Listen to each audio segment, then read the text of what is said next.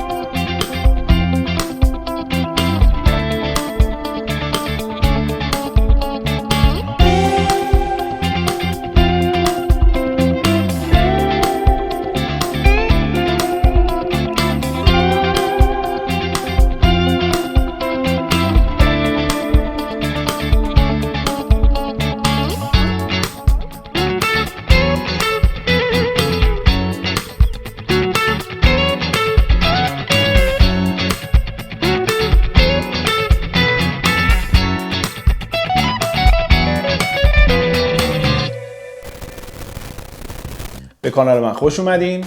امروز میخوام راجع به سبک فانک صحبت کنم و اینکه چه تمرینایی رو باید انجام بدین که بتونین توی ریتم زدن و پترنای ریتمیک فانک دستتون قوی بشه.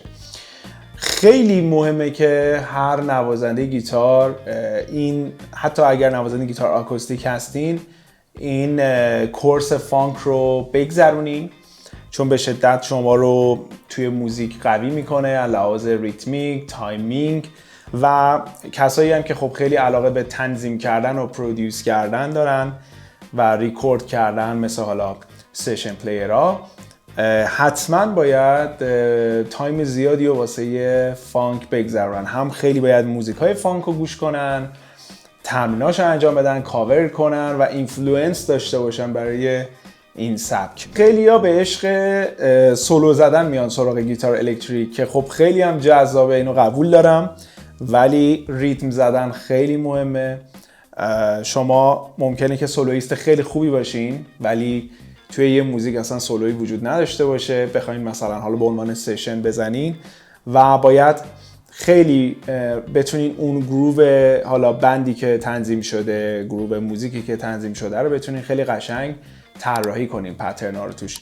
ولی اول میخوام شروع کنم این که شما باید چه اگزمپلایی، چه اکسرسایزایی رو باید همیشه انجام بدین. یه سری تمرین‌ها رو شما باید روی 6 سیم بزنیم، روی 5 سیم، 4 سیم، 3 سیم، حتی 2 سیم باید تمرین کنین که تمرکز داشته باشین که خودتون روی چه سیمایی بخواین شروع کنین به ریتم زدن. اول از تکنیک گوست نوت شروع میکنم که خیلی تکنیک مهمیه توی این سبک، که کافیه دستتون رو بزنین روی سیم و صدای هیچ نوتی نیاد. بهش چاکا چاکا ساوند هم میگن حالا یه سریا، چاکا چاکا چاکا، و شروع کنین باهاش تمرین کردن. مثلا یه تمپویی مثل تمپوی 80 بزنین و شروع کنین به دولا چنگ زدن. مثلا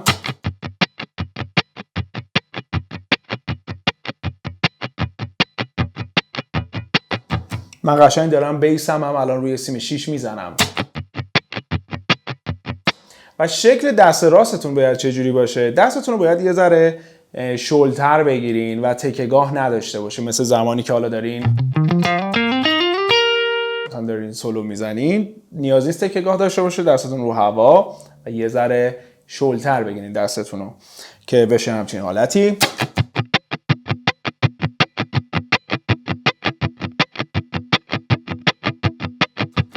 حالا من سعی میکنم این دفعه 4 تا سیمو بزنم.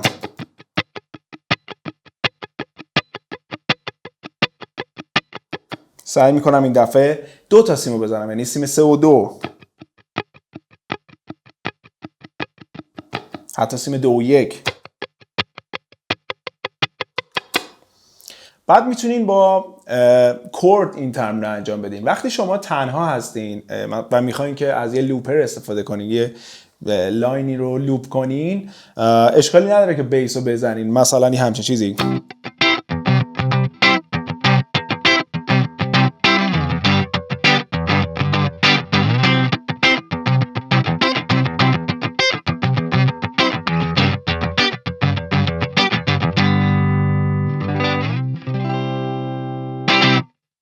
مرحله بعدی اینه که شما بتونین تعداد سیمای کمتری رو شروع کنین به زدن. مثلا فرت 10 سیم 3 فا و فرت 8 سیم 2 که میشه سول و کانسپت هم کورد دو ساس 4 هست، ولی میخوام روی سیم 3 و 2 بزنم فقط.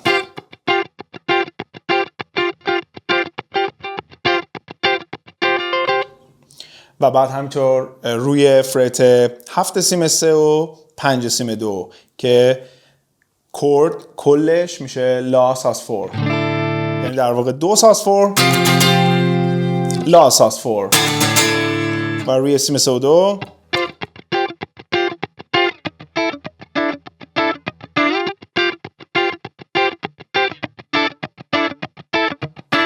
روی 6 تا سیم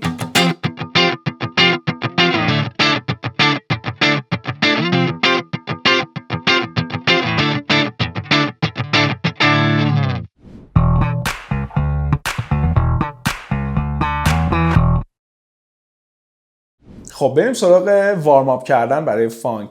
شما 4 تا نوت دولاچنگ رو در نظر بگیرین. از 4 تا نوت دولاچنگ شماره 1 رو اوپن بزنین و 2 و 3 و 4 رو گوست بزنین، یعنی بشه 1 2 3 4 1 2 3 4. حالا با یک کوردی مثلا مثل ری مینور A shape، ری مینور 7 A shape، من اینو 1 رو در واقع اوپن میزنم و 2 و 3 و 4 رو گوست میکنم، یعنی انگشتامو بلند میکنم که این صدا رو بده، یه صدای پرکاسیو نوت بده در واقع بهمون، یعنی بشه 1 2 3 4 1 2 3 4.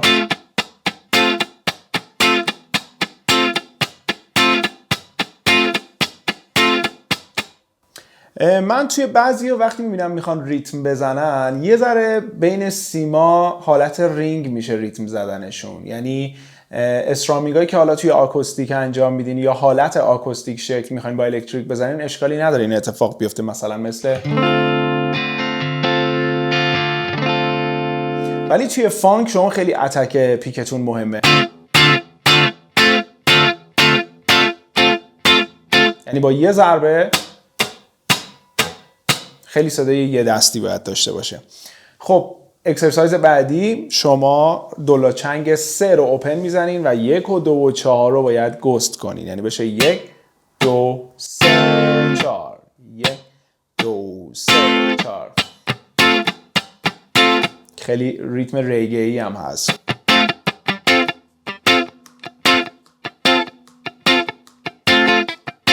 اوکی. و تمرین بعدی دولاچنگ شماره 2 اوپن و 1 3 4 گوست.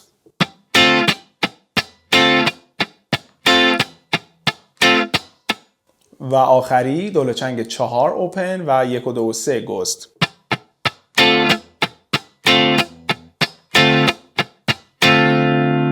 یه چیزی رو حواستون باشه اونم جهت پیک هستش. روی دولاچنگ شماره 1 دولاچنگ شماره 3 جهت پیک داون استراکه، ولی روی 2 و 4 آپ استراک هستش. این جهت پیک خیلی مهمه که درست رعایت بشه.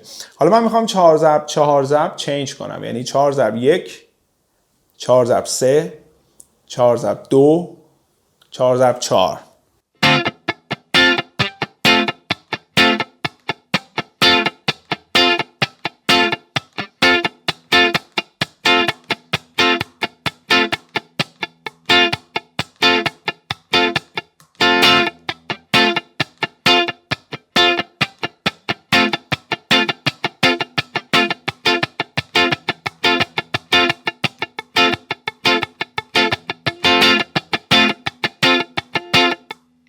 به همین شکل. این خیلی تمرین خوبه، درجه 1 برای اینکه شما کوانتایز بشین، سوار بشین روی ریتم فانک، دست راستتون هم روی سیما خیلی مسلط میشه و سعی کنین که حالا تو پوزیشن‌های مختلف اینو تمرین کنین، مثلا روی 3 تا سیم هم مثلا این تمرین انجام بدین.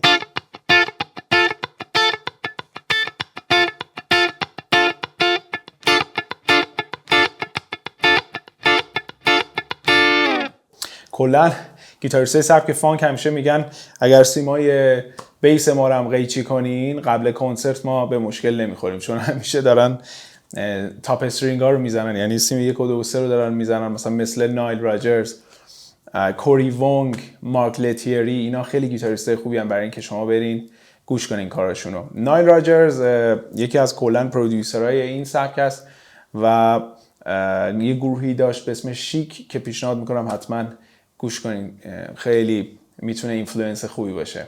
یه چیز دیگه ای که باز دوباره توی فانک باید حواستون باشه، استفاده کردن از افکت و جنس صداتون و گیتار مورد نظرتون هستش.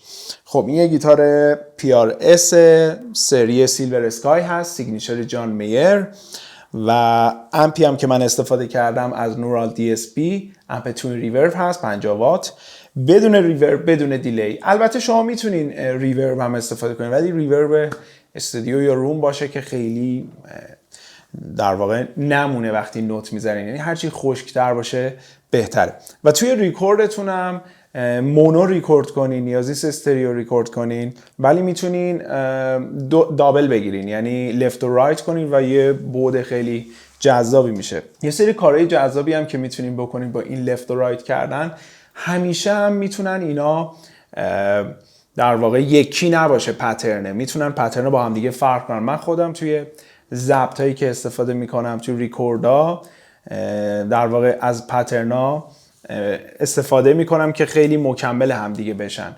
یه مثال میزنم که منظورم متوجه بشین. خب من الان بیشتر ریتما رو با پیکاپ نک داشتم میزدم، ولی شما میتونین در واقع پوزیشن 4 هم انتخاب کنین که باز دوباره برای صدای ریتم خیلی جذاب و خوش صداست. بعضی هم هستن که خیلی امپاشون لو داره، لو فرکانس داره و رو پوزیشن دوم میذارن که اینم باز فکر بدی نیست، ولی من برای پیکاپ همیشه پیکاپ نک یا پوزیشن 4 رو استفاده میکنم. اتفاقا یه ویدیو دارم که گیبسون و فندر رو با هم مقایسه کردم که پیشنهاد میکنم حتما ببینین، و اونجا یه نظری من دادم که همیشه هم برای سبک فانک و ریتم زدن نیاز نیست که شما سینگل کویل داشته باشین، با پیکاپ هامباکر هم شما خیلی میتونین صداهای فانکی ریکورد بگیرین. خب من الان اینجا میخوام که یه لاینی رو ریکورد کنم، یه پترن بزنم و یه پترن دیگه رو با یک شکل دیگه بزنم و اینا رو مکمل هم دیگه کنم. پترن اول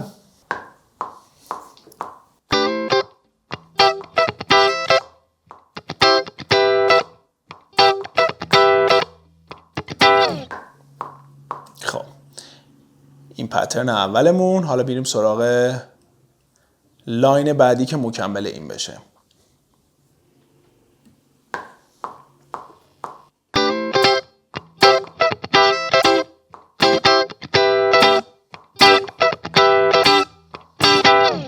خب من الان لاین اول رو ریکورد کردم. اول جدا گوشش کنیم.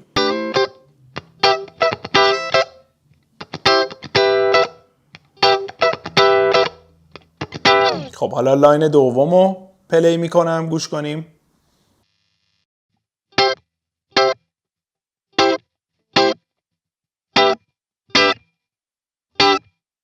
خب حالا با هم دیگه.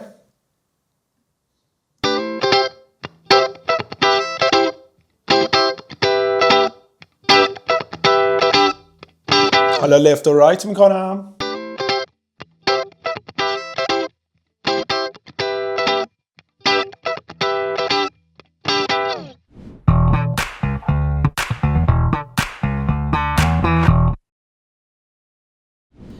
ایشون هم اوزی دانایی هستن، رنگش هم با سیلور اسکای یکیه، ست تم خاکستری.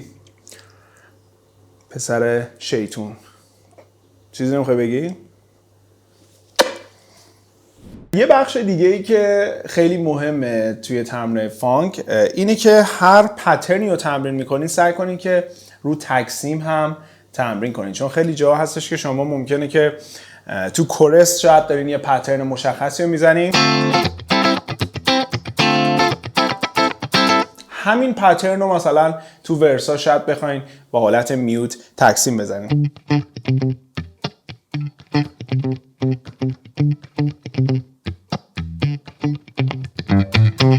سعی کنین که رو تقسیم هم اینو تمرین کنید.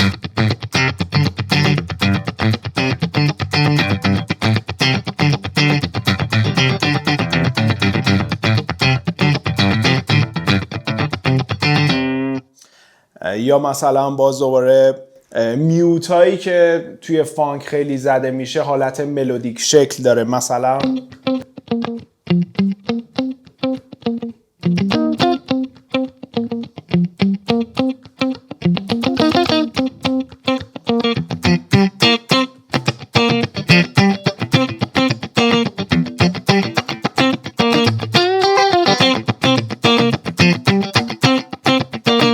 یه چیزی که خیلی باعث میشه که شما داینامیکتون رو کم و زیاد کنید دست چپتون هم هست. مثلا اگر بخواید فقط روی یک سیم بزنید، حالا اگر که بخواید یه ذره اگریسیو تر بزنید مثل استیو ری وان،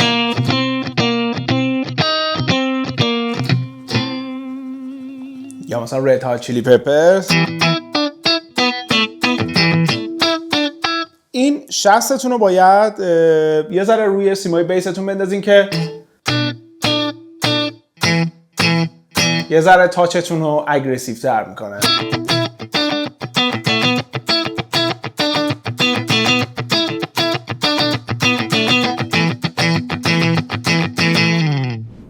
پترنای در واقع میشه گفت از دولاچنگ به سه‌لاچنگ هم تمرین کنین. مثلا 1 2 3 4 1 2 1 2 3 4 1 2 3 4 1 2 1 2 3 4.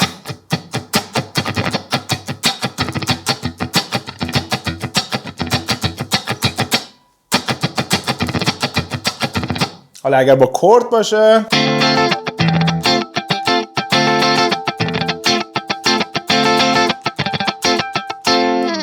یه همچین چیزی رو حتما سعی کنین جلوی تمریناتون بذارین. یه لاین دیگه هم که باز دوباره تو سبک فانک خیلی کاربرد داره، لاینای دابل اکتاو هستش. یعنی شما هم میتونین با شستتون اینو بزنین، مثلا مثل لا مینور پنتاتونیک روی سیم 4.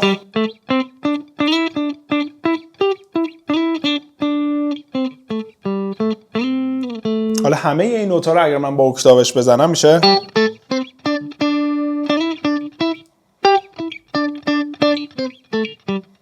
حالا اگر با 60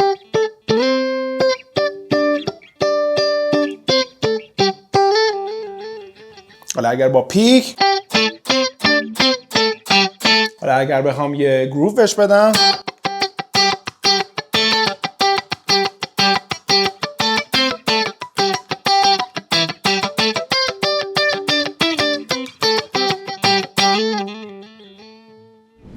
وقتی میخواین سولو بزنین، خب اگر توی سبک فانک دقت کرده باشین به جنس سولو، کاراکتر سولوها توی این سبک یه ذره متفاوته با حالا استایلای دیگه.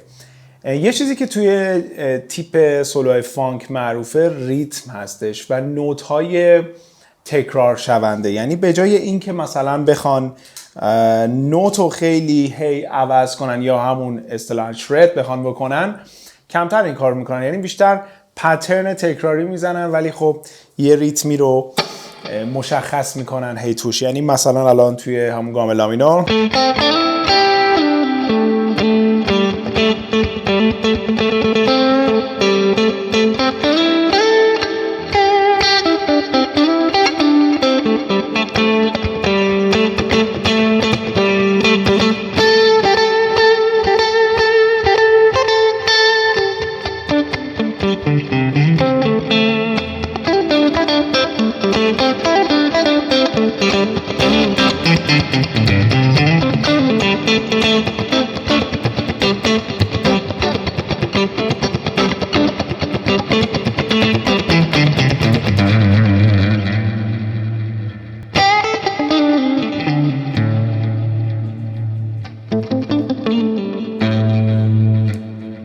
خب امیدوارم که استفاده کنین، دوست داشته باشین و اگر هم خوشتون اومد ممنون میشم که کانال رو سابسکرایب کنین و حمایت کنین. دمتون گرم. مرسی.